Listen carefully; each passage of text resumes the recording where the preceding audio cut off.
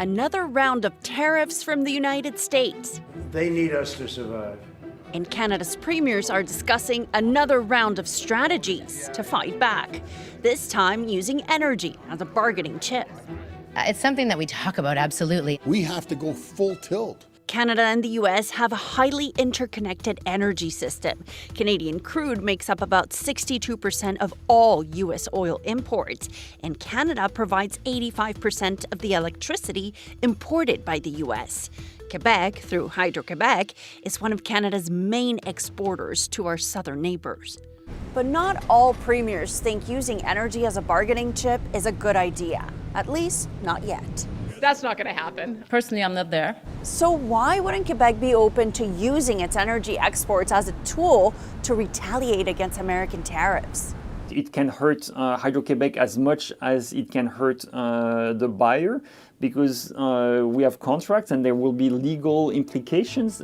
Hydro-Quebec has contracts with Massachusetts, Vermont, and most recently, New York. In 2023, Quebec exported 12.1 terawatt-hours of electricity to the U.S., enough to power roughly 1.15 million homes for an entire year. And these long-term contracts, carry an obligation to export. But it can also hurt Hydro-Quebec's bottom line. The New York contract alone is worth up to $34 billion U.S.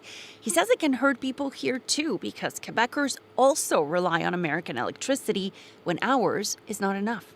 We buy from New York or New England, especially during peak hours.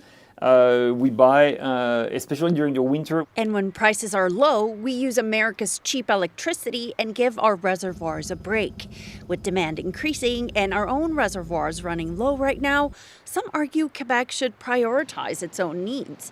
But Pinault says in the long term, trade in electricity is good for everyone. It makes systems more economic, more reliable. One political analyst says the new 50% tariffs won't have much of an impact anyways. Our national GDP is not going to shrink tomorrow morning because we have new tariffs on honey, hockey sticks, essential oils. So the response should be appropriate. Mélenchon says as tempting as it might be to want to fight back, we shouldn't give Trump a reason to escalate things. So what should premiers focus on then? We should focus more on changing the regulatory burden right now for a major project. We should focus also on fostering interprovincial trade. Premier Fréchette says she believes being at the negotiating table is the way forward. She says if she sees progress in talks with the U.S. in the next 30 days, she might be prepared to give them a win by putting American alcohol back on Quebec shelves.